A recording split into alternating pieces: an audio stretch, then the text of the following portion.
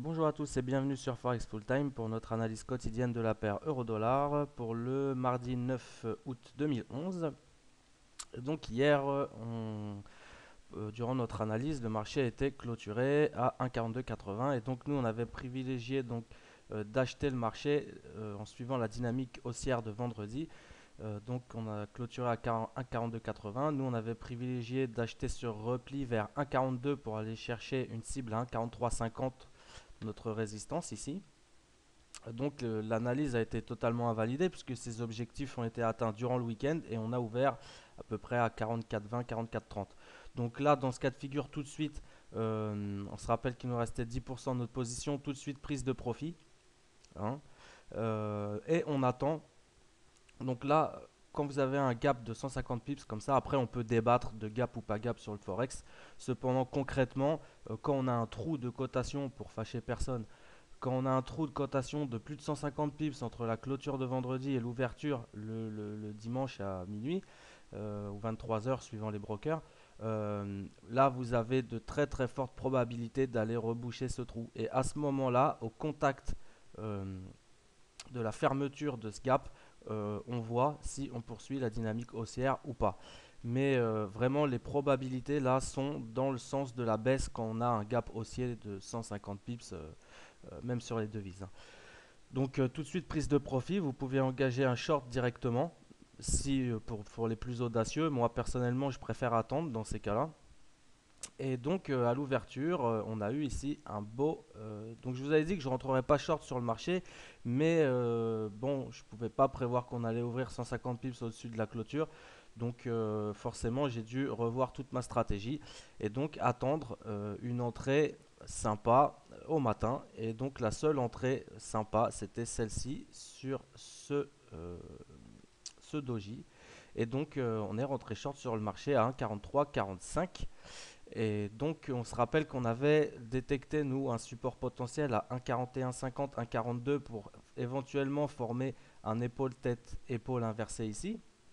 Donc, pas de support, hein, avant cette zone des 1,4150, 1,42. Donc, on a laissé courir notre position jusqu'à 1,4160. Donc, prise de profit à 1,4260. Entrée à 1,4345, prise de profit à 42,60 et 1,4160.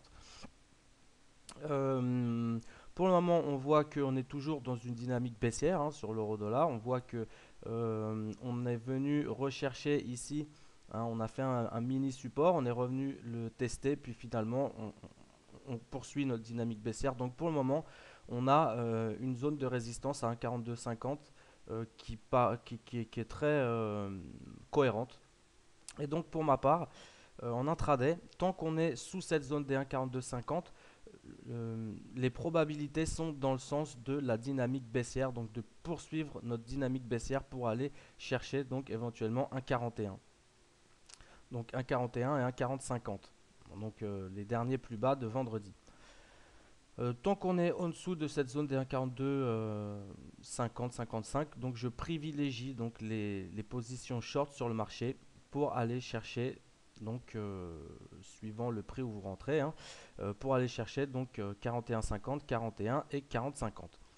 Si par contre on parvient à franchir cette zone de résistance court terme à la hausse, euh, je pense que je vais plutôt privilégier les achats sur l'euro-dollar pour aller rejoindre nos 43, 43,50 et 44. Donc voilà ce qu'on peut dire un petit peu pour demain. Et donc éventuellement valider donc à la hausse notre épaule tête épaule inversée. Mais on voit que c'est c'est pas une belle configuration. Ici, ce serait vraiment très rapide par rapport à la première épaule qui a pris quand même pas mal de temps à se former.